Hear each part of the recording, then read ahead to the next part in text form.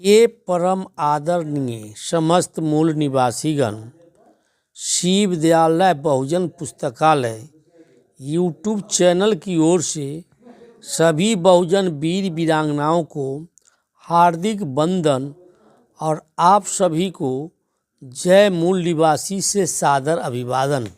आज हम बात करते हैं ढोंगी पाखंडी के व्यापार श्राद्ध के संबंध में। बहुरूपिया, धोखेबाज, ढोंगी, पाखंडी, छलिया, कपटी, परपंची, धूर्त, बेईमान, ठग और षड्यंत्रकारी पुरोहित तरह तरह से बहुजन समाज को लूटते रहे हैं। ये लोग श्राद्ध के नाम पर बहुजन समाज को लूट रहे हैं। श्राद्ध, बहुरूपिया, धोखेबाज, ढोंगी, पाखंडी, छलिया, कपटी, परपंची, धूर्त, बेईमान, ठग और षड्यंत्रकारी पुरोहितों द्वारा बहुजन समाज को लूटने का जरिया है।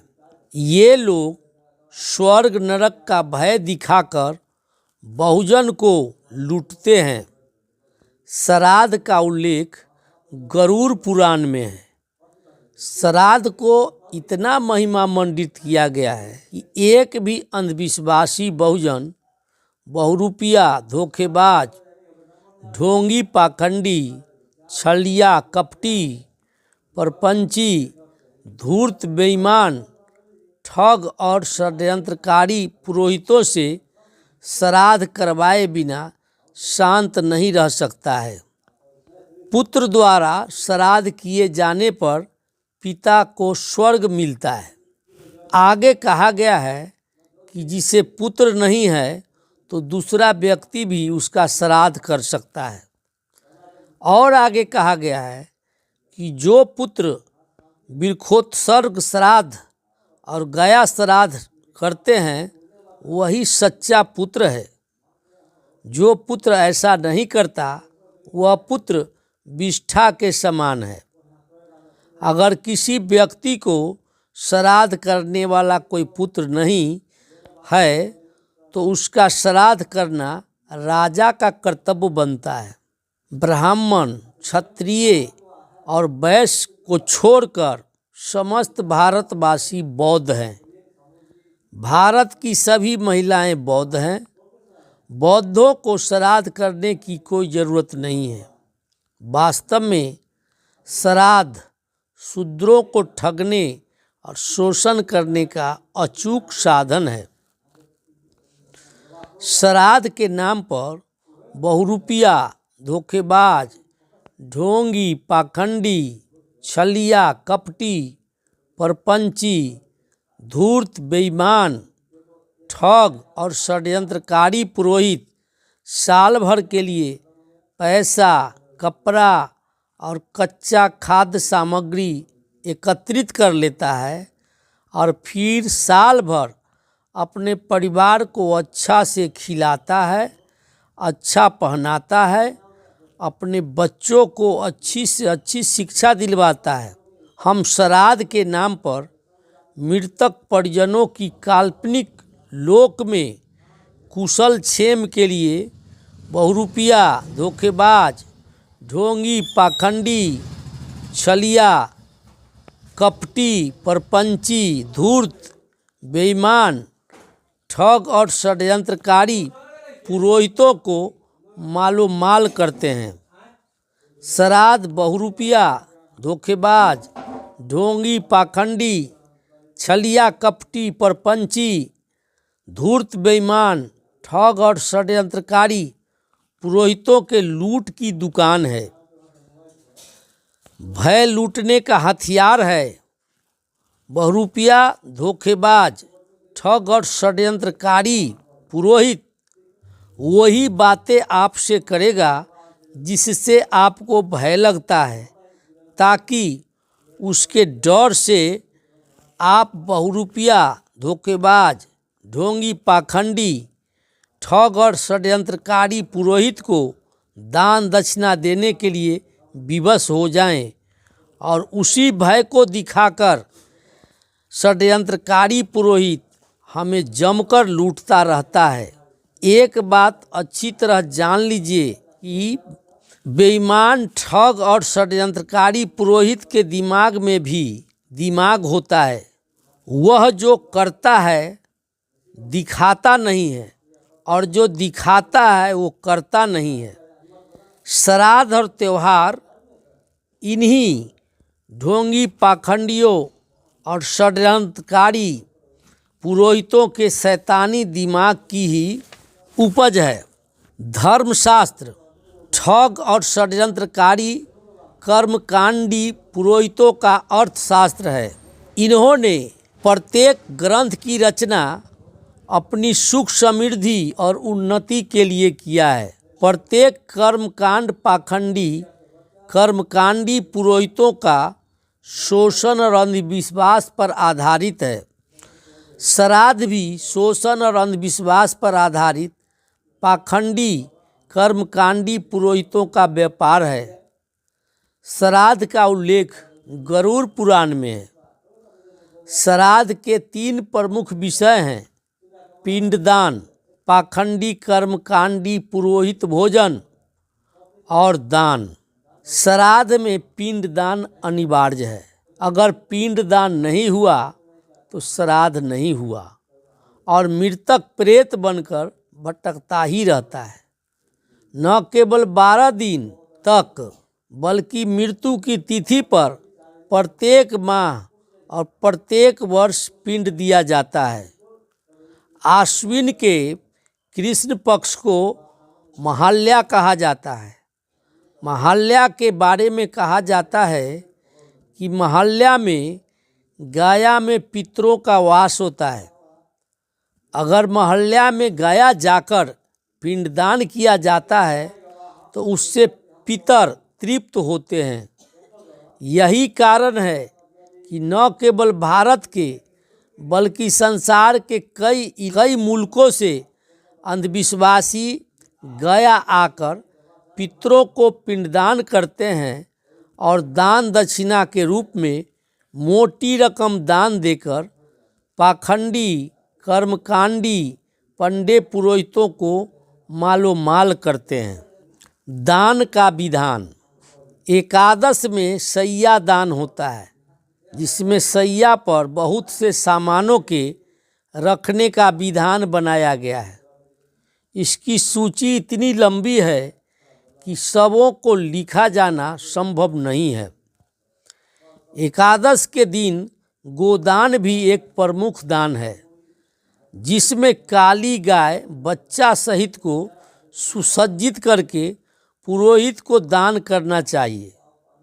गाय को श्रृंगार उपकरण से युक्त करना चाहिए, जैसे सोने का सींग, चांदी का खूर, पीठ पर तंबा की चादर। गाय का संपूर्ण शरीर वस्त्र से ढका होना चाहिए। गाय दूहने के लिए कांसा या पीतल का पात्र लेना चाहिए। दान इतना ही नहीं है, सप्तधान, खेत, आम का बगीचा, गाय, घोड़ा, हाथी और वे सभी वस्तुएं जिनका उपयोग मृतक अपने जीवन में किया करते थे। गरुड़ पुराण में एक जगह लिखा गया है कि अगर शुद्ध सोना का घड़ा बनाकर और उसको घी से भरकर पाखंडी कर्मकांडी पंडे पुरोहितों को दान दिया जाए तो प्रेतत्व से मुक्ति मिल जाती है। बिरखोत्सर्ग श्राद्ध में बछड़ा को सभी प्रकार के श्रृंगार से सुसज्जित कर उसको दाग कर छोड़ दिया जाता है। इसमें बछड़ा तो पाखंडी कर्मकांडी पंडे पुरोहितों को दान में नहीं दिया जाता है, लेकिन भोजन और कपड़ा दिया जाता है। द्वादश श्राद्ध के दिन 14 मासिक श्राद्ध किए जाते हैं, जिसमें 5 प्रकार के बर्तन, थाली, छीपा, कटोरा, लोटा, गिलास प्रत्येक मासिक के साथ दान दिया जाता है। अर्थात एक द्वादश श्राद्ध में 14 थाली, 14 छीपा, 14 कटोरा, 14 लोटा और 14 गिलास दान दिया जाता है। ये सभी पात्र सोना, चांदी, पीतल या कांसा का हो सकता है। द्वादश श्राद्ध में दान कर्म स्थल पर दिया जाता है, वहीं पर दान का अंत नहीं हो जाता। जब कर्ता उत्तरी तोड़कर स्नान कर आंगन में पहुंचता है तो वहां भी बड़े पैमाने पर दान दिया जाता है और दान के बाद दक्षिणा भी देना पड़ता है। इतना ही नहीं बल्कि वह प्रेत एक दिन में जितना भोजन करता है उसी मात्रा में प्रेत के 1 वर्ष के भोजन के लिए अन्न आदि दान किया जाता है।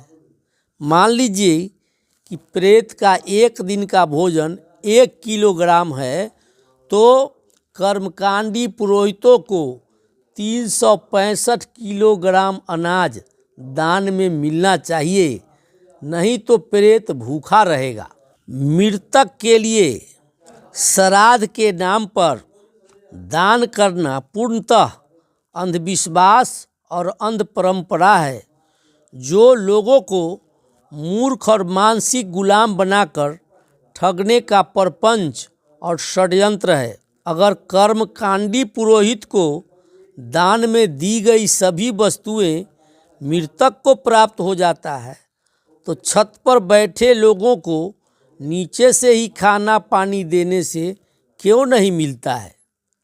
लंबी यात्रा करने वाले अपने साथ भोजन और रुपया पैसा अपने पास क्यों ले जाते हैं? उन्हें तो अपने घर में रखे भोजन पानी और पैसे मिल जाना चाहिए। स्पष्ट है कि पाखंडी पुरोहितों ने मात्र अपनी कमाई के लिए श्राद्ध कर्म की व्यवस्था की हुई है। श्राद्ध संस्कार करने से दरिद्रता आती है, कर्ज का बोझ बढ़ता है और समाज में अनेक तरह की बुराई फैलती है।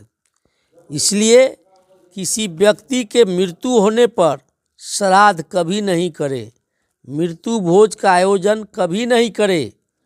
श्राद्ध मंदिर, तीर्थ और पूजा पाठ से ढोंगी पाखंडी पुरोहित को बाहर करने के लिए श्रद्धांजलि सभा का आयोजन करें।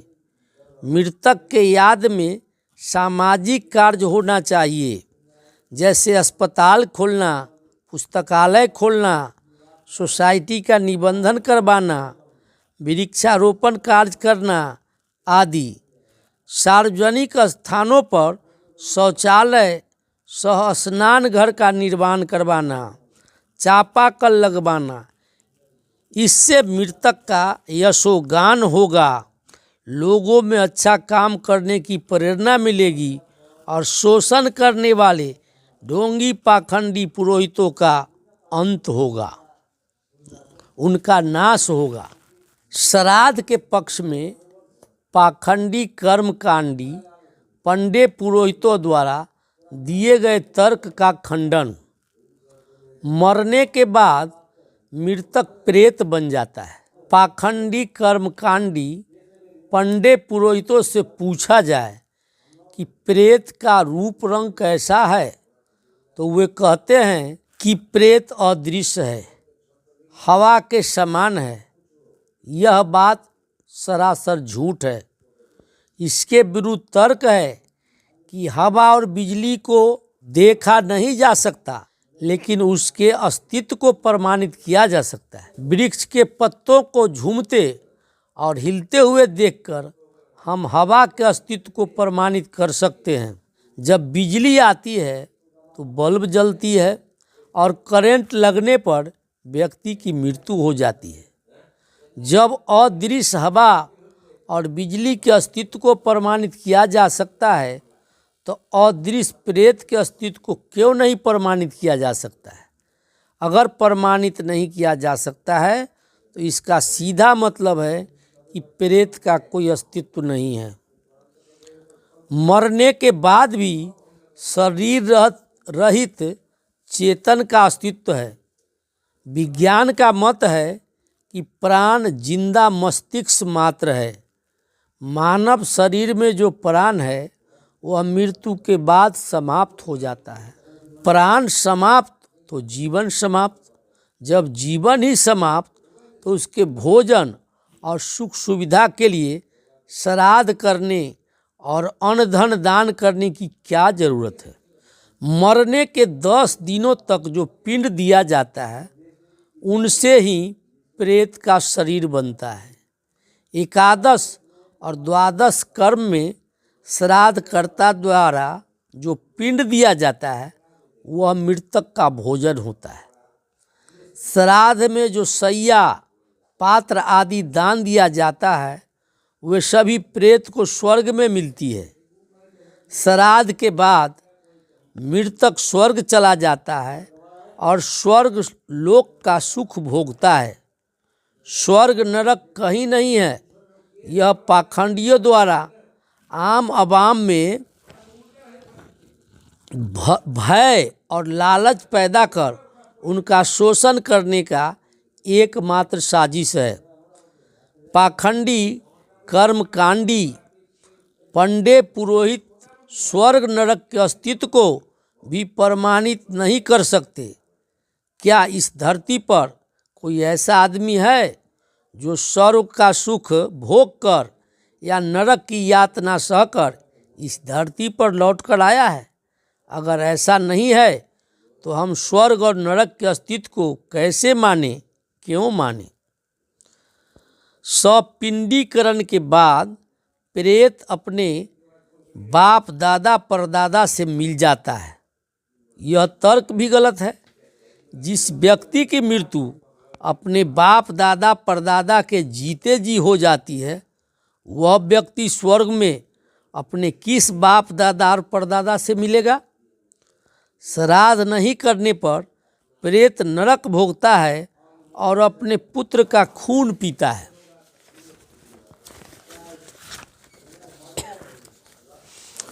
मृत्यु के बाद राजा यमराज यमलोक में रहते हैं और अपने दीवान द्वारा तैयार पाप पुण्य का लेखा जोखा के अनुसार दंड देते हैं। श्राद्ध में पाखंडी कर्मकांडी पंडे पुरोहितों के भोजन से प्रेतत्व छूट जाता है। श्राद्ध से मोक्ष की प्राप्ति होती है। किसी व्यक्ति के मरने से पहले शारीरिक कष्ट दूर करने के नाम पर पाखंडी कर्मकांडी पंडे पुरोहितों से कष्टदान संपन्न नहीं करवाना चाहिए और न ही दान करना चाहिए। इसके बदले अच्छे डॉक्टर से उनका इलाज करवाना चाहिए। किसी व्यक्ति के मृत्यु होने पर गरुड़ पुराण की कथा नहीं करवाना चाहिए। गरुड़ पुराण में उल्लेखित मृत्यु पूर्व बैतरणी दान एक अंधविश्वास है। अतः किसी व्यक्ति के मरने पर बैतरणी दान नहीं करवाना चाहिए। दाह संस्कार के समय शमशान में पाखंडी कर्मकांडी पंडे पुरोहितों द्वारा व्यर्थ मंत्रों का उच्चारण नहीं करवाना चाहिए, क्योंकि ऐसे मंत्रों की कोई प्रमाणिक सार्थकता नहीं है। अतः मृत्यु के बाद शमशान में पुरोहितों से व्यर्थ मंत्रों का उच्चारण नहीं करवाना चाहिए और न ही कोई दान दक्षिणा देना चाहिए। पिंड दान नहीं करना चाहिए। घाट और अर्घासन नहीं करें। एकादश द्वादश श्राद्ध न करें। मृत्यु भोज का आयोजन नहीं करना चाहिए। अगर संभव हो तो शवदाह गृह में ही अंतिम संस्कार करें। इससे पर्यावरण प्रदूषण नहीं होता है। काल्पनिक स्वर्ग के लोभ और नरक के भय से कोई श्राद्ध का आयोजन न करें। मृत्यु बाद प्रतिवर्ष आश्विन मास के कृष्ण पक्ष में तर्पण दिया जाता है, जो अतार्किक, अवैज्ञानिक, अविश्वसनीय और अंधविश्वासी है। अतः तर्पण नहीं करना चाहिए। गया श्राद्ध नहीं करना चाहिए। आप लोगों ने बड़े धैर्य से ध्यानपूर्वक सुना, इसलिए कोटि कोटि आभार। फिलहाल इतना ही, फिर मिलते हैं अगले वीडियो के साथ। अगर वीडियो पसंद हो तो सब्सक्राइब करें, लाइक करें और शेयर करें।